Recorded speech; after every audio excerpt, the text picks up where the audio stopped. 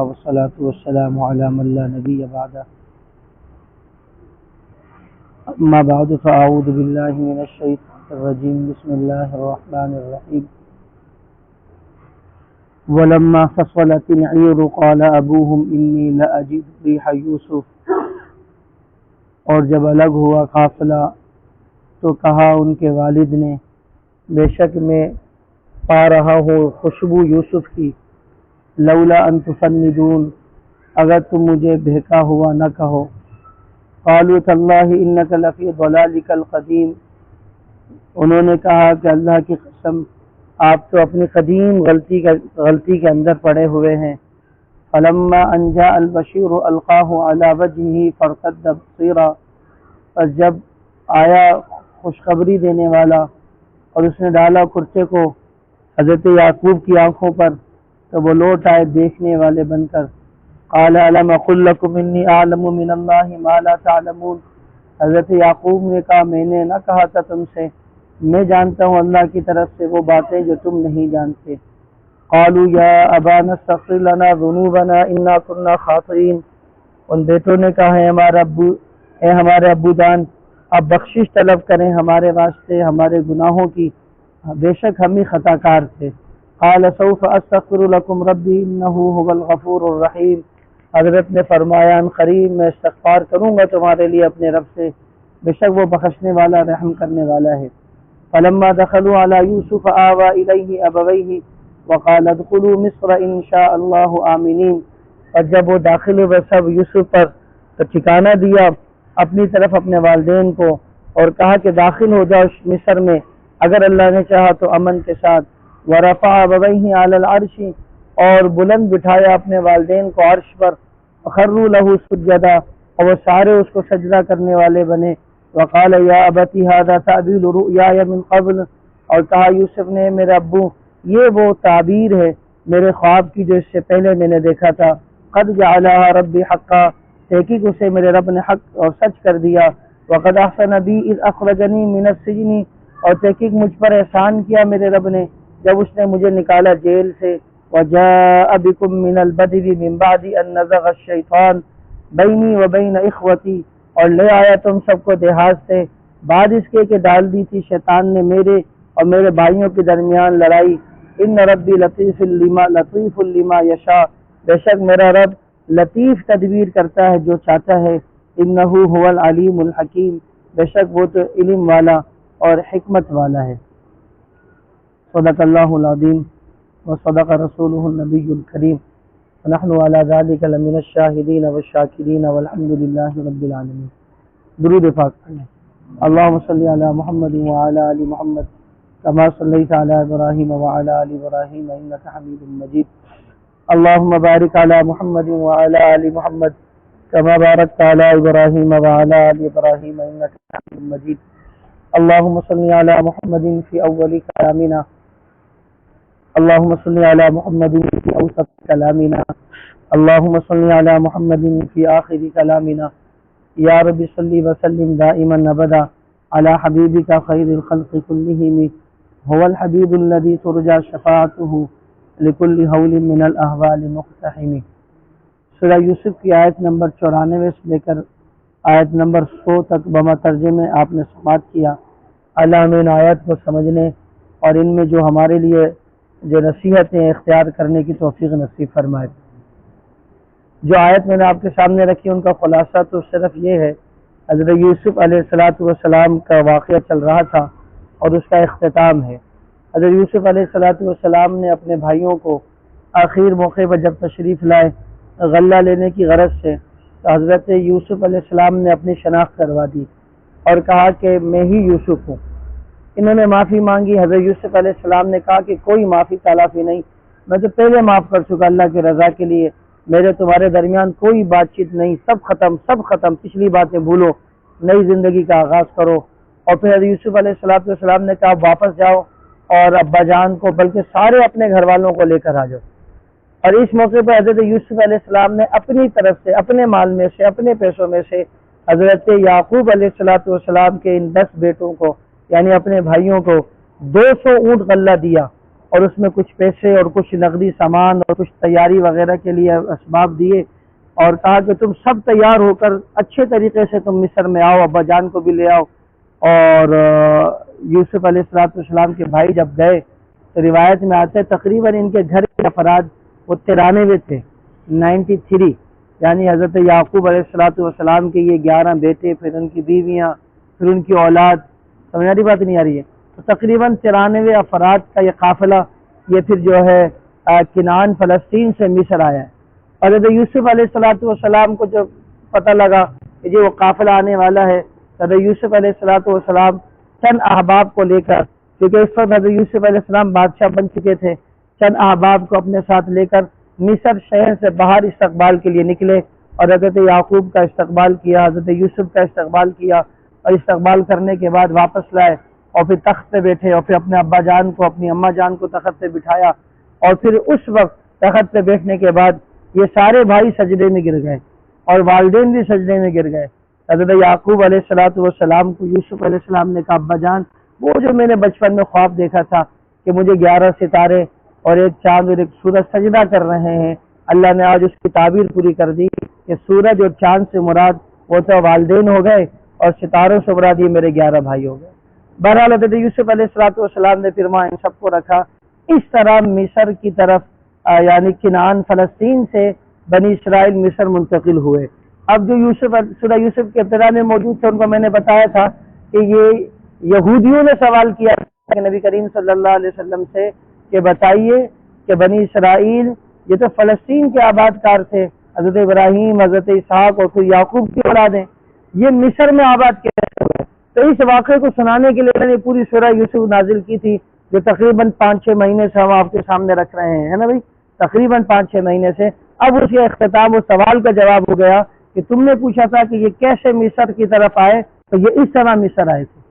اور اب جب مصر میں آئے ہیں تو بنی اسرائیل کی تعداد ہے 93 میں تعداد ہے، لیکن جب فرعون کے زمانے میں جب حضرت موسیٰ علیہ السلام بنی اسرائیل کو لے کے نہر سے پار ہوئے تھے تو اس وقت ان کی تعداد لاکھوں کے اندر تھی۔ اللہ پاک نے اتنی برکت عطا فرمائی کہ آل و اولاد کے اندر جب فرعون کو لے کے باہر نکلے تھے تو ان کی تعداد لاکھوں میں تھی۔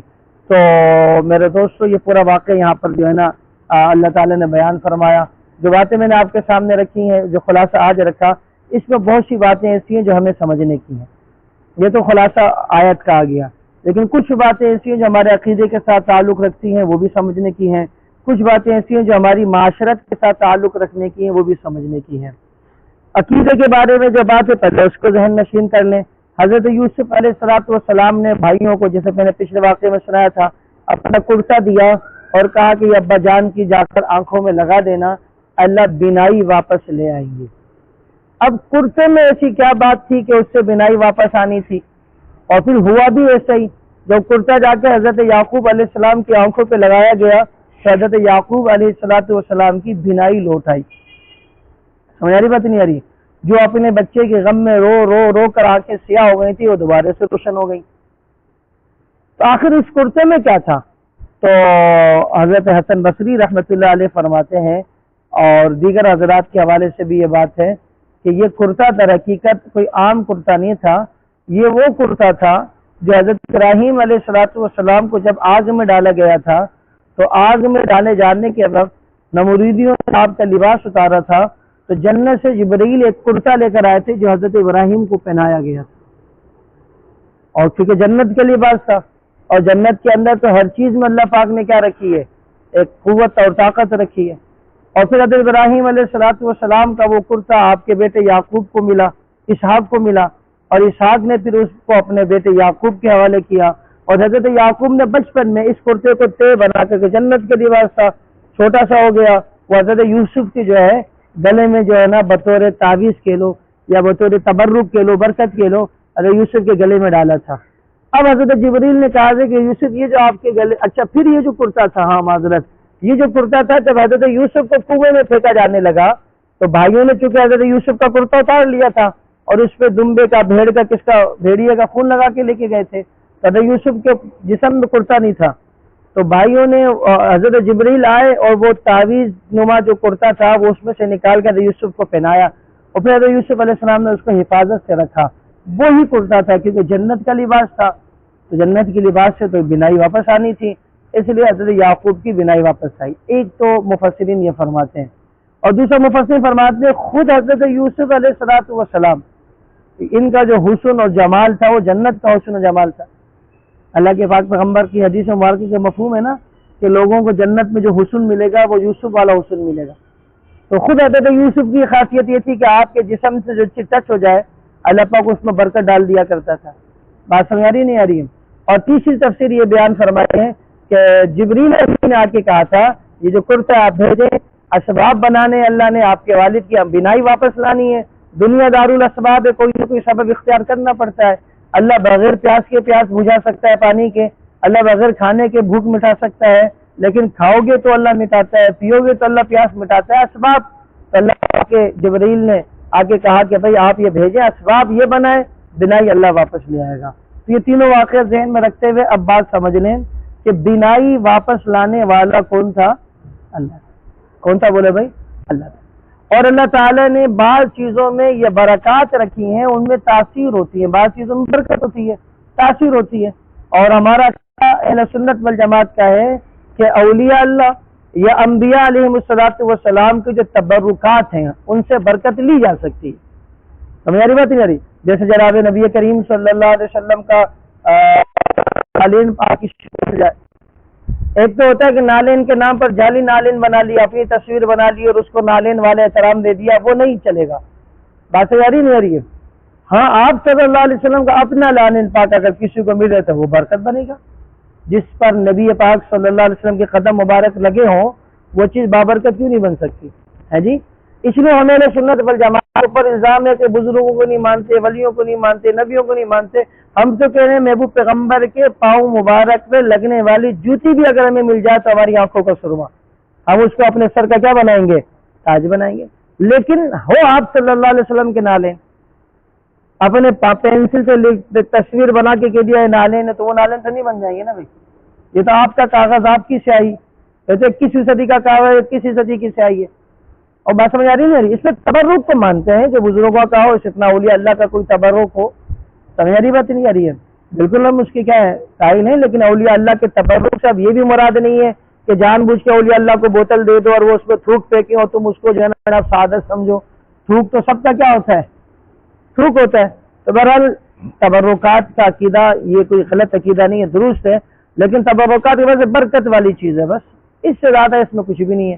بات سمجھ آ رہی ہے نہیں آ رہی ہے؟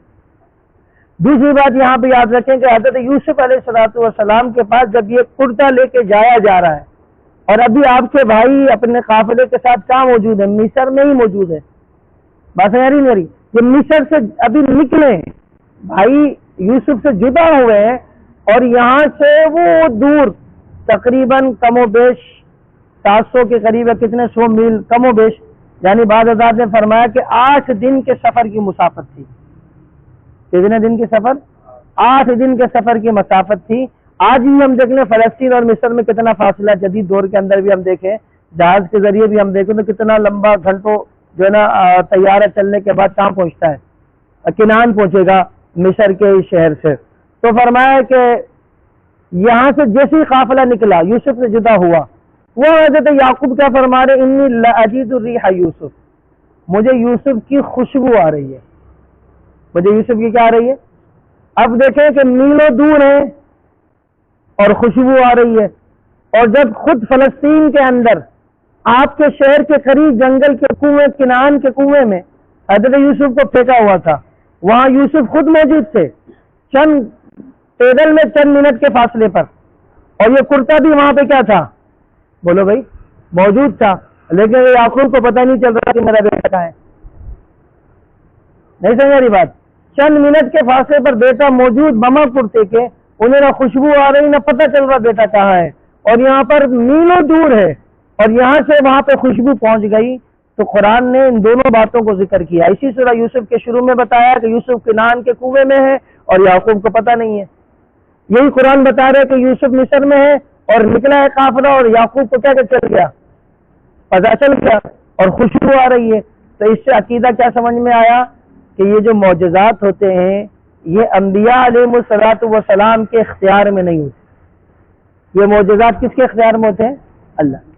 اللہ جب کوئی معجزہ ظاہر کرنا چاہے تو نبیوں پر کوئی نہ کوئی بات ظاہر کر دیتا ہے، اور اللہ جب ظاہر کرنا نہ چاہے تو نبیوں پہ کوئی چیز ظاہر نہیں ہوتی۔ بات سمجھ آ رہی ہے نہیں آ رہی ہے؟ انبیاء علیہ السلام بہت اعلیٰ مقام، بہت عرفہ مقام کے مالک ہے، لیکن خدائی اختیارات میں اللہ نے ان کو بھی شریک نہیں کیا۔ خدائی اختیارات میں اللہ نے ان کو بھی شریک نہیں۔ اب یہ دیکھیں نا کتنا واضح ہے، اپنے بیٹے کے جدا ہونے پر رو رہے ہیں اور بیٹے کے لیے پریشان ہیں، اور بیٹا چند منٹوں کے فاصلے پر شہر سے باہر نکلے تو کنویں میں موجود ہے، نہیں پتا چلا۔ کس نے نہیں بتایا؟ اللہ نے نہیں بتایا، ٹھیک ہے نہیں؟ اور جب یہاں میلوں دور ہے پتا چل گیا، کس نے بتایا؟ اس لیے عقیدہ یہ رکھنا چاہیے کہ اللہ جب چاہے جس کو چاہے جتنا چاہے علم دے دیتا ہے، اللہ نہ چاہے تو اللہ کی چاہت کے بغیر کسی کو بھی کچھ بھی حاصل نہیں ہوتا۔ یہاں پہ یہ عقیدہ بھی ہمیں سمجھایا۔ اچھا، پھر حضرت یوسف علیہ السلام کی طرف سے جب وہ کرتا لے کے جانے لگے تو ان 11 بھائیوں میں سے جو یہودا بھائی تھا، یہودا جس نے حضرت یوسف کو قتل سے بچایا تھا اور کہا تھا کہ بجائے قتل کرنے کے اس کو کنویں میں پھینک دو، جو کنویں میں حضرت یوسف کو کھانا لا کے پہنچایا کرتا تھا، اور پھر اسی کو پتا لگا کہ یوسف غائب ہے، تلاش کیا تو قافلہ مصر کا آیا تھا، انہوں نے نکال لیا تھا، ان کے ہاتھوں بکوایا، یہ یہودا تھا۔ اور جب حضرت یوسف کے بھائی بنیامین کو بھی چھوڑ دیا گیا، یہ یہودا نے کہا تھا کہ میں ابا کے پاس نہیں جا سکتا، پہلے بھی ہم نے بادی ابا کو تکلیف پہنچائی ہے، تو ابھی یہودا نے کہا کیونکہ پہلے بھی میری ذات سے جو ہے نا حضرت یوسف کو یعقوب کو تکلیف پہنچی، اب میں اس کا کفارہ دوں گا، کرتا اپنی ذات سے حضرت کو ابو جان کو میں حوالے کروں گا۔ تو یہودا یہ کرتا لے کے گیا، اب یہ کرتا لے کے گیا اور وہاں پر ان کی آنکھوں پہ لگا، بینائی واپس آئی، اس سے یعقوب علیہ السلام نے روایت سے آتا ہے کہ اس بات کا اقرار کیا، اگر میرے پاس کچھ انعام دینے کو ہوتا تو میں تمہیں انعام دیتا، لیکن میرے پاس انعام کوئی نہیں ہے۔ اچھا بتا، یہ دعا تو میں دیتا ہوں کہ اللہ تمہارا خاتمہ بالخیر کرے۔ تو اس سے ایک واقعہ ہمیں یہ سمجھ میں آیا کہ اگر کوئی شخص آپ کو خوشی کی کوئی خبر لا کے دے تو اس پر خوش ہو کر انعام دے دینا، تحفہ دے دینا، یہ نبیوں کی سنت ہے۔ یہ کس کی سنت ہے؟ نبیوں کی سنت۔ اور اس میں بہت سارے واقعات انبیاء علیہ السلام جو موجود ہیں۔ حضرت یعقوب بھی کہتے میرے پاس کچھ ہوتا میں دے دیتا، اب تمہیں دعا دیتا ہوں۔ فرمایا اگر دینے کے لیے کچھ نہ ہو تو کم سے کم دعا خیر ہی دے دو۔ بات سمجھ آ رہی ہے؟ کچھ نہ ہو تو کیا دے دو؟ دعا خیر دو۔ اس لیے خوشی کی بات پر کسی کو خوش ہو کے دے دینا یہ جائز بھی ہے، اور جو خوشی کی خبر لایا وہ بے شک کروڑ پتی کیوں نہ ہو، اگر اس کو ایسا تحفہ مل رہا ہے تو اس کے لیے لینا بھی جائز ہے۔ یہ مسئلہ بڑا عجیب ہے کہ ہمارے ہاں جو ہے نا لینے کو بعض لوگ سمجھتے ہیں لینا تو ہر چیز ہر حال میں حرام ہے۔ حضرت عمر فاروق رضی اللہ تعالیٰ کو کسی نے تحفہ دیا، بلکہ جناب نبی کریم صلی اللہ علیہ وسلم کچھ دینا چاہ رہے تھے، انہوں نے لینے سے انکار کیا۔ اللہ کے نبی نے کہا لے لو، ایک دو دفعہ میں لگے لے لو، تمہیں ضرورت نہیں ہے تم اپنے ہاتھ سے صدقہ کر دینا، تمہیں ضرورت نہیں ہے تو کیا کرنا، اپنے ہاتھ سے کسی غریب کو دے دینا، لیکن ابھی کیا کرو، لے لو۔ ایک موقع پر ہی حضرت عمر رضی اللہ تعالیٰ عنہ کو نبی پاک صلی اللہ علیہ وسلم نے ارشاد فرمایا تھا کہ تمہارے دل میں یہ تمنا ہے کہ مجھے فلاں فلاں چیز دے دے، لیکن اگر اس کے بغیر کوئی تمہیں کچھ دے دے تو اس کو خوشی سے کیا کرو، لے لو۔ وہ اللہ کی طرف سے کیا ہوتا ہے؟ تحفہ ہوتا ہے کہ اللہ نے اس کے دل میں ڈالا کہ بھی فلاں کو میں یہ دے دوں، فلاں کو میں یہ دے دوں۔ سمجھ بات نہیں؟ اس لیے یہ جو تحفے تحائف ہوتے ہیں نا میرے دوستو، آج ہم نے جو رسمن دینا شروع کی ہے اس کو تو شریعت اچھی نگاہ سے نہیں دیکھتی۔ رسمن دینا کیا شروع کی ہے کہ بھئی میری شادی ہو رہی ہے تو اب میری شادی کے اندر آپ لوگوں نے مجھے جو ہے نا لفافہ دیا، اب میں نے بعد میں لفافہ کھولا اور میں نے لکھ لیا کہ جی بابر بھائی نے اتنے دیے، ظاہر بھائی نے اتنے دیے اور فلاں بھائی نے اتنے دیے۔ اب جب ان کے ہاں کسی کی شادی ہوئی تو میں اب پریشان ہوں، مجھے تو اتنے لوٹانے، انہوں نے مجھے جناب 500 روپے دیے تھے، 5000 دیے تھے، میں نے تو اتنے ان کو واپس کرنے۔ اب یہ جو لینا دینا ہے نا اس کو شریعت نے سود کا، اس کو شریعت نے حرام کا۔ یہ کوئی چھوٹا مسئلہ نہیں ہے میرے دوستو۔ 21ویں پارے کے اندر سورہ روم کی تشریح کے اندر مفتی اعظم پاکستان مفتی شفیع عثمانی صاحب رحمۃ اللہ علیہ نے اس مضمون کو وضاحت کے ساتھ لکھا کہ یہ جو سلامی کے نام پہ لینا دینا ہوتا ہے، جس کو ہندوستان میں نیوتا کہا جاتا تھا، ہم نے اس کو سلامی کا نام دے دیا۔ آج بھی بہت سارے لوگ اس کو نیوتا کہتے ہیں، بہت سارے لوگوں کے کارڈ میں لے کے نیوتے کی رسم، اور جو اس سے ہٹ کر تھوڑا سا اس کو جائز درجے میں لانا چاہتے لکھتے ہیں رسم سلامی کی رسم۔ اس کو وضاحت کے ساتھ علماء نے لکھا ہے کہ یہ ناجائز بھی ہے، حرام بھی ہے اور سود بھی ہے۔ اور ہمارے گھروں میں آم لیا جاتا ہے. بات سمجھ آ رہی نہیں آ رہی؟ کیونکہ جس تحفے میں، جس لین دین میں یہ نیت ہو جائے کہ اس نے مجھے دیا ہے، اب میں نے بھی اس کو واپس دینا ہے، اور جتنا دیا ہے اتنا یا اس سے بڑا کر دینا. بڑا کرنے تو اتنا تو دینا ہے.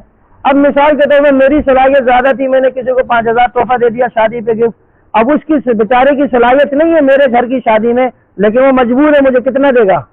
5,000 دے گا.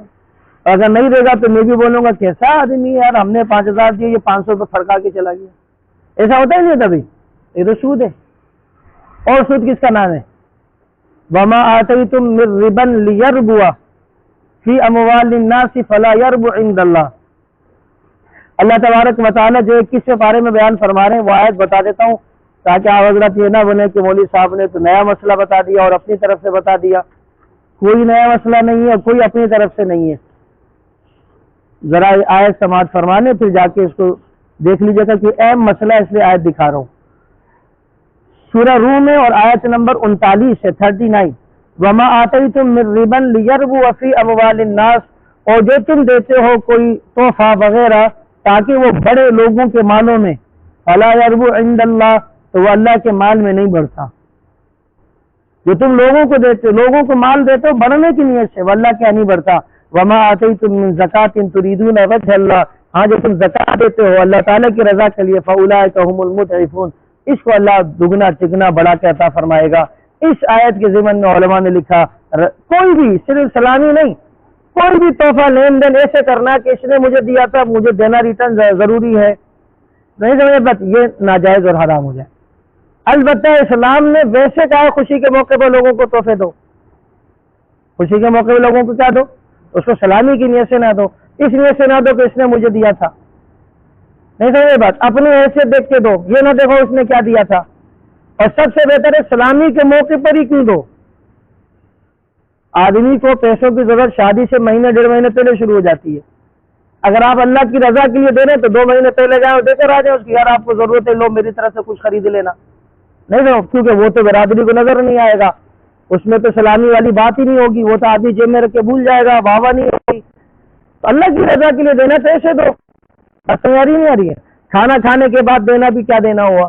میں بہت سارے دوستوں کے یہاں جاتا ہوں، میں عام ویسے ولی والوں وغیرہ میں نہیں جاتے، علماء کے اس میں جاتا ہوں، حفاظ کے، کیونکہ وہ شرعی ضابطے کے مطابق کرتے، تو وہاں جاتا ہوں تو میں باقاعدہ آتے کام میں کہتے جاتا ہوں میں پیسے نہیں دے رہا آپ کو، لفافہ نہیں دے رہا، نیا پیغام، کیونکہ وہ لے رہے ہوتے ہیں بسا اوقات. تو یاری بات نہیں یار، کیا کریں رسم ہے معاشرے کے اندر.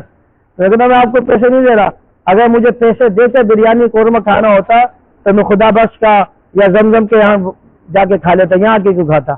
وہ کیا ہو گیا، ہم یہ رسموں کو کب ختم کریں گے. ہم ان رسموں کی وجہ سے غریب لوگوں کی شادی کرنا، غریب کی بچیوں کی شادی بڑی مشکل ہوتی چلی جاتی، اور اس میں ہم برابر کے قصوروار، ہم اس میں کیا ہے برابر کے قصوروار. حضرت مولانا اشرف علی تھانوی صاحب رحمۃ اللہ علیہ سے کسی نے کہا کہ حضرت میں صاحب استطاعت ہوں، میں صلاحیت رکھتا ہوں، میں جناب علی بارات کو کھانا کھلا سکتا ہوں، تو اس لیے اگر میرے ہاں دھوم دھام سے بارات آئے تو اس میں کیا ہے. حضرت نے فرمایا پھر بھی گناہ ہے. کیوں؟ اس لیے کہ تم صلاحیت رکھتے ہو، تم اپنی بیٹی کو دھوم دھام سے رخصت کرو گے، اور جو غریب صلاحیت نہیں رکھتا اس کی دل آزاری ہوگی. سمجھ رہی بات ہے؟ یا وہ بھی اسی طرح کرنے کے چکر میں جائز ناجائز سب کا مال جمع کرنا شروع کر. اس لیے میرے دوستوں ان چیزوں میں جو ہے نا ہمیں تھوڑی سی احتیاط کرنی چاہیے. اللہ تعالیٰ ہمیں رسموں سے محفوظ فرما، اللہ تعالیٰ ہمیں رسموں سے محفوظ فرما دے. تو برا حضرت یعقوب علیہ الصلوۃ والسلام نے تحفے کی وجہ ان کی دعائیں دی. اس کے بعد پھر حضرت یوسف علیہ الصلوۃ والسلام کی طرف روانہ ہوئے. اب جب یہ قافلہ یہاں سے نکلا تو حضرت یوسف علیہ الصلوۃ والسلام بما اپنے احباب کے استقبال کے لیے مصر شہر سے باہر نکل آئے. اس سے یہ بات بھی پتہ لگی کہ کوئی بڑا آ رہا ہو، کوئی معزز آ رہا ہو، کوئی مقام آ رہا ہو تو اس کے استقبال کے لیے گھر سے باہر نکلنا بھی جائز ہے. بس گھر تو چھوڑیں، شہر سے باہر نکلنا بھی جائز. مثال کوئی بڑی ہستی آ رہی، مثال والدین آ رہے ہیں، ہم لوگ ایئرپورٹ پہ جا کے استقبال کرتے ہیں، جیسے عمرہ کر کے آ رہے ہیں. اور عمرہ ہی نہیں، اگر والدین ہو، استاد ہو، وہ یہ تو ہماری دینی مقام رکھنے والی شخصیات ہیں. دنیاوی مقام رکھنے والا کوئی ہو، ایسے صاحب آ رہے ہیں آپ کو بتا کر آ رہے ہیں، ناظرین صاحب آ رہے ہیں، جیسے بات MNA صاحب آ رہے ہیں، اللہ پاک نے ان کو موقع دیا، مقام دیا نا، تو ان کے لیے استقبال کر لینا کوئی ناجائز ہم یہ کہتے ہیں کہ جی ربیع الاول کے موقع پہ جو کہتے ہیں کہ جی آقا کی آمد مرحبا، ہم کہتے ہیں بھائی کس چیز کی آمد مرحبا؟ کہتے ہیں جی استقبال کرنا تو جائز ہے. ہم کہتے ہیں استقبال جائز ہے، لیکن استقبال ہوتا ہے کسی کے، بولو بھائی، آنے پر. اب جناب نبی کریم صلی اللہ علیہ وسلم کی ذات اگر تشریف لائے تو خدا کی قسم ہم تو پورا کراچی سجا دیں، کراچی کیا ہے پورا پاکستان سجا دیں، اور پھر جناب نکل جائیں پاکستان کی فضاؤں کے اندر ہم استقبال کے لیے تیار ہو جائیں، کیونکہ کون تشریف لا رہے ہیں؟ بولے بھائی آقا لا رہے. لیکن یہاں تو 12 ربیع الاول، 11 ربیع الاول، 13 ربیع الاول سب برابر ہوتا ہے. ہر سال آقا تھوڑی تشریف لا رہے ہوتے ہیں. نعوذ باللہ کتنا خطرناک ہے آقا کی آمد مرحبا. ارے بھائی آقا تو 14 سال پہلے آ چکے ہیں نا، کیا خیال ہے؟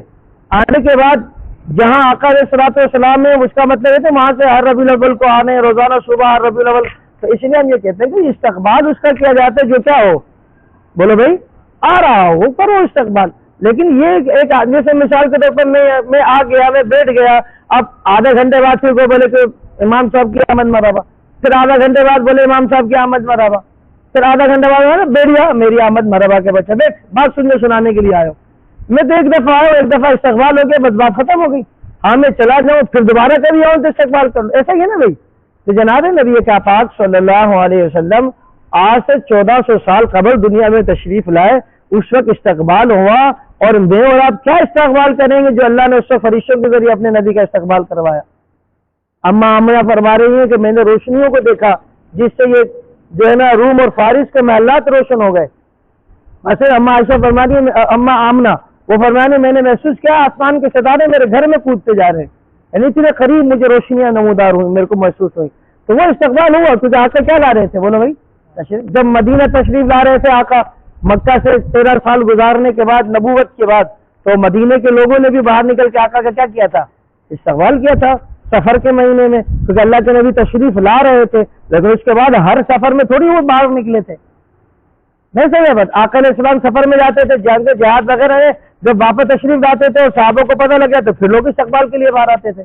اس لیے کسی کی آمد پر استقبال یہ بالکل کیا ہے، بولو بھائی درست ہے. عام آدمی کے لیے درست ہے تو پھر آقا کے لیے درست کیوں نہیں ہوگا؟ کس نے انکار کیا؟ لیکن مسئلہ یہ ہے کہ صرف ربیع الاول کو اس طرح کا یہ ایک فرضی ڈھکوسلا بنانا یہ کہاں سے آ گیا؟ اس سے کیا کیا جاتا ہے، روکا جاتا ہے. بہتر یہ ہے کہ ربیع الاول میں آنے کے بعد پیغمبر تشریف لائے تھے، ربیع الاول میں ہمارے صدقات بڑھ جائیں، خیرات بڑھ جائے، عبادت میں اضافہ ہو جائے، ہمارے معاف ہوئے درگزر میں اضافہ ہو جائے. نہیں سمجھ رہی بات؟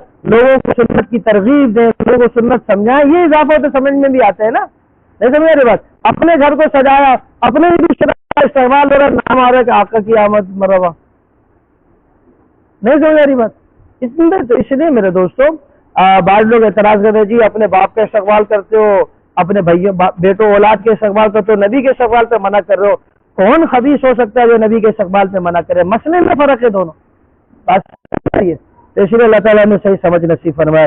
بھائی یوسف علیہ السلام نے بما استقبال کے حضرت یوسف علیہ السلام لے کے گئے، اور جب لے کے گئے تو اپنے والدین کو اپنے ساتھ تخت پہ بٹھایا. اب یہاں چھوٹا سا مسئلہ کہ میں نے پہلے یہ بات بتلائی تھی کہ حضرت یوسف علیہ السلام کے والد حضرت یعقوب نے ایک شادی کی، ان سے آپ کے 10 بیٹے پیدا ہوئے، اور ان کی جو والدہ تھی انتقال کر گئی. پھر حضرت یعقوب نے دوسری شادی کی، ان سے پہلے بیٹے یوسف پیدا ہوئے، ان سے دوسرے بیٹے بنیامین پیدا ہوئے، اور بنیامین کی ولادت کے دوران حضرت یوسف کی والدہ بھی کیا کر گئی، انتقال. سمجھ بات نہیں آ رہی ہے؟ اب یہاں پہ قرآن یہ کہہ رہا ہے کہ والدین کو اونچا بٹھایا. تو پھر اگر یہ جو میں نے تفسیر بیان فرمائی یہ بھی حدیثوں میں ہے، اس کی روشنی میں یہ تھا کہ حضرت یعقوب نے حضرت یوسف کی والدہ کے انتقال کے بعد، جن کا نام راحیل تھا، میں نے بتایا تھا، ان کی بہن جن کا نام لیا تھا، حضرت یعقوب نے حضرت یوسف کی سگی خالہ سے بھی شادی کی تھی، یعنی سالی سے شادی کی، بیوی کے مرنے کے بعد ہو سکتی وہ. اب چونکہ یہ خالہ بھی تھی، اور خالہ پھوپھی اور کون کے چاچی تائی، ان کا آدمی کیا کہہ دیتا ہے، اماں کہیں رہتا ہے. نہیں سمجھ رہے بات؟ آپ اعتبار سے آپ والدین اعتبار سے والدہ کہا، یا کیونکہ والد کے نکاح میں آ گئی تو ماں تو بن گئی نا، اس اعتبار سے ماں کا. اور بعض روایت میں یوں بھی ہے کہ حضرت یوسف کی والدہ خود باقاعدہ اب تک کیا تھی، اگر اس بات کو لیا ہے تو پھر کوئی بات میں اعتراض ہی نہیں ہوتا. بات سمجھ آ رہی ہے؟ بہرحال ان کو اونچا بٹھایا، حضرت یوسف علیہ السلام تخت پر بٹھایا. توجہ کیجیے گا، حضرت یوسف نے اپنے والدین کو بادشاہ والے کس پہ بٹھایا؟ تخت پہ بٹھایا. چونکہ دربار کے اندر بادشاہ کے تخت سے اونچی کوئی جگہ نہیں ہوتی، مقام والی کوئی جگہ نہیں ہوتی، تو حضرت یوسف نے اپنے والدین کو اس مقام پہ بٹھایا جس سے اوپر کوئی مقام نہیں تھا. آج میں اور آپ اپنے اپنے والدین اور اپنے اپنے گریبانوں میں جھانکیں، ہم اپنے والدین کو کس مقام پہ رکھتے ہیں؟ ہم اپنے والدین کو کس مقام پہ رکھتے ہیں؟ ہمارے والد صاحب جو ہے چٹائی پہ بیٹھے ہوئے ہوں، ہم چارپائی پہ لگے بیٹھے ہیں. کتنی عجیب سی بات ہے. ہمارے والدین نیچے ہوتے ہیں اور ہم کرسی لگا کے ان سے اوپر ہو کے بیٹھ جاتے ہیں. کتنی عجیب سی بات ہے. امام کا ادب کرتے ہیں، کسی اور کا ادب کرتے ہیں، والدین کا ادب کرنا کب سیکھیں گے؟ نہیں سمجھ میں میری بات. حضرت یوسف نے اپنے ساتھ تخت پہ بٹھایا، سب بھائیوں کو بولا آپ میرے ساتھ پر بیٹھے. اس لیے ادب کا تقاضا ہے کہ جو ہمارے بڑے ہیں ان کو دنیاوی اعتبار سے بڑا ہی رکھنا ہے. ہم لاکھ ڈاکٹر بن جائیں، انجینئر بن جائیں، پروفیسر بن جائیں، مولوی بن جائیں، عالم بن جائیں، محدث بن جائیں، امام بن جائیں، لیکن خدا کی قسم باپ کے مقابلے کے پھر بھی ہم نہیں ہو سکتے، ماں کے مقابلے کے پھر بھی ہم نہیں ہو سکتے. تو موسیٰ پر تعالیٰ پر موسیٰ کو سمجھ کے چلنا، تیری دعا کرنے والی ماں اب دنیا میں نہیں رہی. بات سمجھ رہی ہے؟ موسیٰ نے پوچھا یا اللہ میرے ساتھ جنت میں کون ہوگا؟ نبی کے ساتھ آپ نے ایک دوست جنت میں رکھا ہے خصوصی تعلق والا. تو کہا کہ فلاں. کہاں ملے گا؟ کہ فلاں جگہ ملے گا. موسیٰ وہاں چلے گئے. وہ کسائی تھا، وہ کسائی نے صبح جب گوشت رکھا تو سب سے اچھا عمدہ گوشت تھوڑا سا الگ رکھا. تو شام دکان بند کی، موسیٰ کے ساتھ لی، موسیٰ کو ساتھ لیا، گھر پہنچا، کھانا پکایا. کھانا پکانے کے بعد موسیٰ کو لفٹ نہیں کرا رہا. ابھی وہ کسائی حضرت موسیٰ کو لفٹ نہیں کرا، بس مہمان خانے بٹھا دیا. آپ مہمان بیٹھے تشریف رکھے، کھانا اچھے سے بنایا اور پھر گوشت میں نرم کیا اس کو، پھر روٹی ڈالی، دبایا بالکل نرم ہوتا کہ اپنی والدہ کے منہ میں ڈالا اس نے. اور پھر حضرت موسیٰ علیہ السلام نے جب دیکھا، جب ماں کے منہ میں سارے لقمے ڈالے، ماں کھانے سے فارغ ہوئی، دیکھا ماں دعا کر رہی ہے کہ اللہ میرے بیٹے کو جنت میں موسیٰ کا دوست بنانا.